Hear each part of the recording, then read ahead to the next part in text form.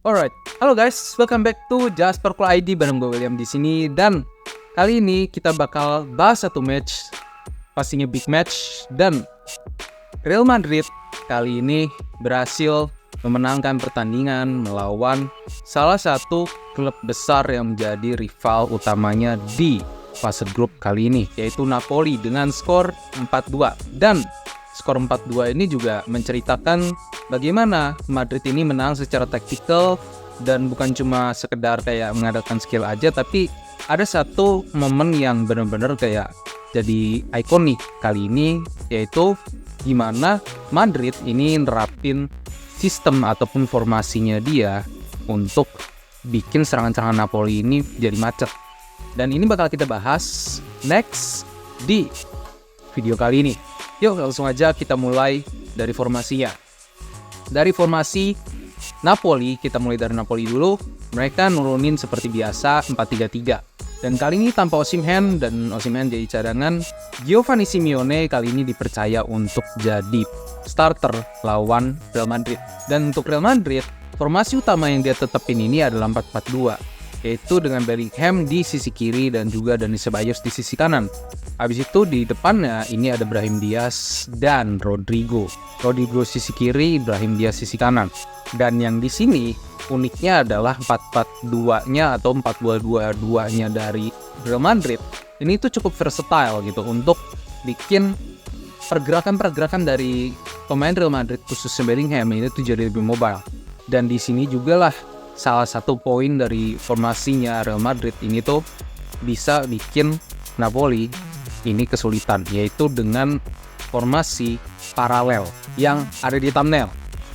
Formasi paralel ini tuh sejajar jadi 3-3 membentuk 6, jadi kayak ada polanya, sehingga kalau mau bikin triangle bisa, mau bikin square bisa. Jadi kayak ketika Real Madrid ini diserang ataupun lagi mau nyerang, ini tuh bisa jadi formasi yang pas untuk bisa langsung nyerang balik maupun juga mempersulit lawan untuk bikin kombinasi.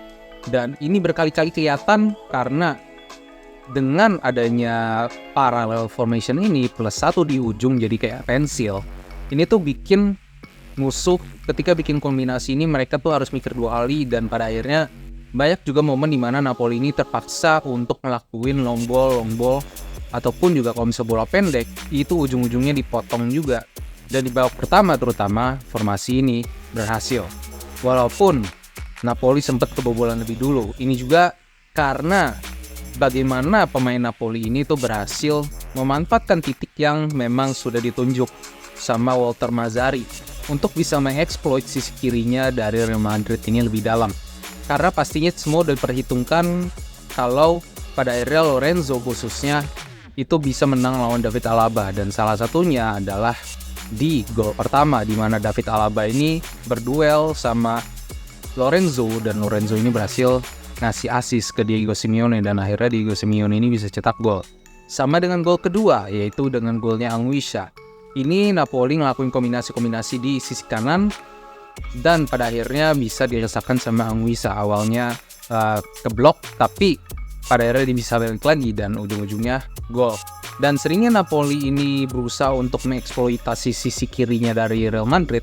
Ini tuh juga dibuktikan dengan heat map-nya yang disuguhkan di whoscore.com. Di sini kelihatan kalau serangan-serangan dari sisi kanan Napoli ini cenderung lebih dominan karena memang di sini adalah titik yang pengen dieksploitasi oleh Napoli. Sementara Real Madrid juga udah mengantisipasi ini, guys. Antisipasinya kayak gimana? Ya salah satunya dengan formasi paralel ini. Tapi kadang-kadang ujungnya di atas, ujungnya juga bisa kadang-kadang di bawah. Dan bukan cuma itu aja, kalau secara khusus sisi kanannya dari Napoli ini yang nyerang, mereka ini bakal langsung ngepres dua orang, terutama dari sisi winger kanannya. Habis itu mereka akan coba nge-cut dari sisi yang lain.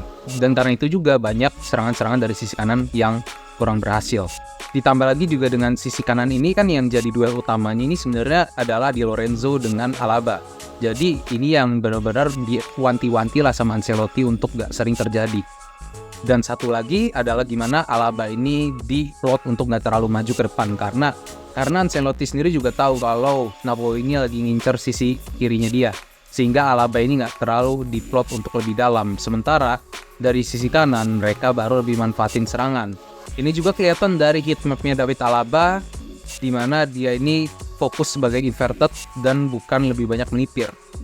Dia melipir nanti di menit-menit akhir bakal gue jelasin. Nah, sementara sisi kanannya ini yang lebih dimanfaatin untuk area serangan.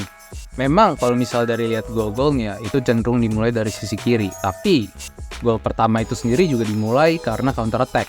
Dan yang kedua itu long pass dari David Alaba dari belakang ke tengah ke arah Jude Bellingham. Gol pertama itu hasil counter 3 orang dengan posisi yang cukup dekat. Mereka kombinasi dan akhirnya Rodrigo di situ bisa ngecok satu back dan dia bisa cetak gol. Dan di gol Rodrigo ini penting banget untuk kita bisa ngelihat juga, bukan cuma golnya Rodrigo yang which is itu tipikalnya gol dia banget, tapi di sini kita juga melihat gimana partnernya pemain-pemain lain dari Real Madrid ini tuh bisa berkontribusi untuk ngacak-ngacak defense dari pemain-pemain Napoli supaya Rodrigo ini tuh bisa free shot. Dan di gol kedua ini seperti yang udah gue bilang sebelumnya, ini juga berkat dari versatile formasi yang diterapin di babak pertama dengan Jude Bellingham ke tengah, Rodrigo ke sisi kiri, dan Brahim Diaz ke sisi kanan.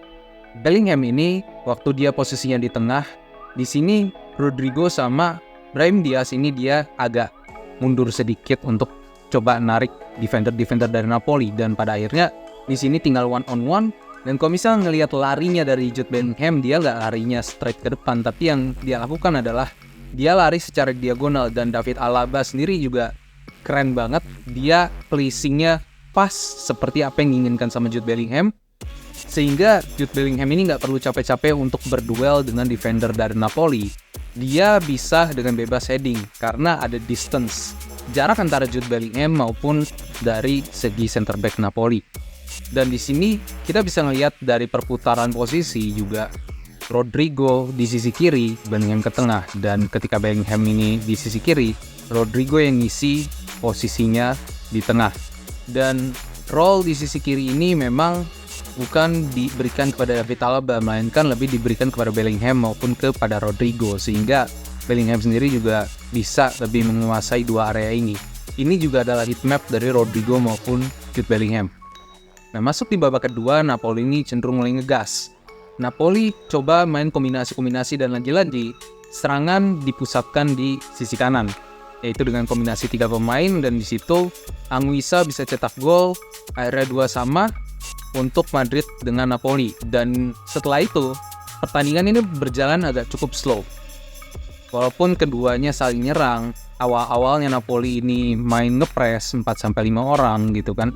Mereka sama-sama berjalan seimbang, tapi memang pertandingan agak sedikit lambat. Sampai di satu momen, yaitu di menit ke-60-an, atau lebih tepatnya menit 65.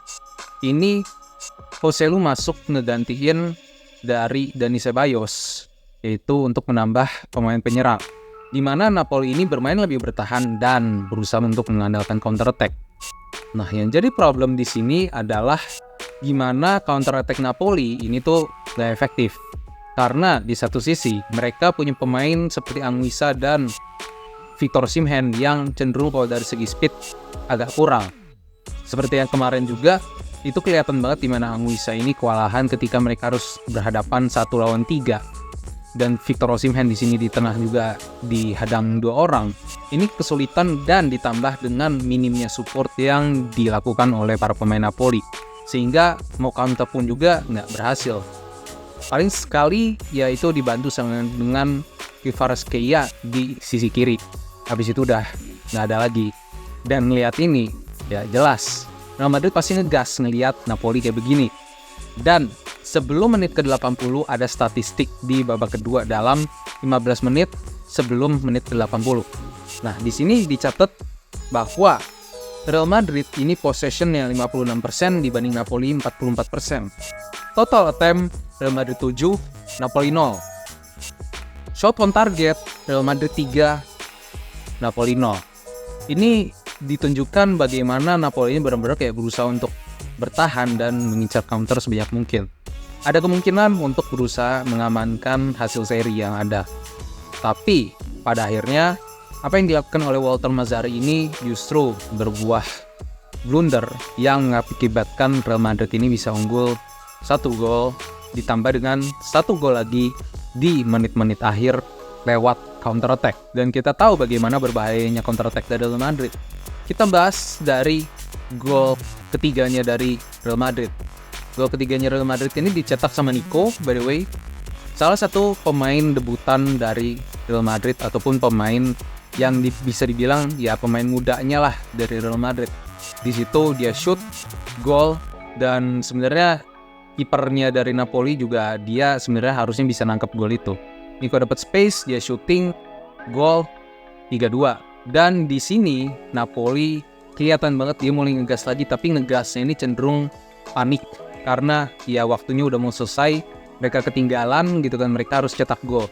Tapi sayangnya di skema penyerangan Napoli ini setelah kejebolan ini tuh kurang efektif karena kombinasi-kombinasi yang ada ini banyak sekali bisa ditahan sama para pemain Real Madrid, dan pada akhirnya Real Madrid ngelakuin counter di situ, dan keunggulan pemain dari Real Madrid sendiri ini benar-benar dimanfaatin dengan baik.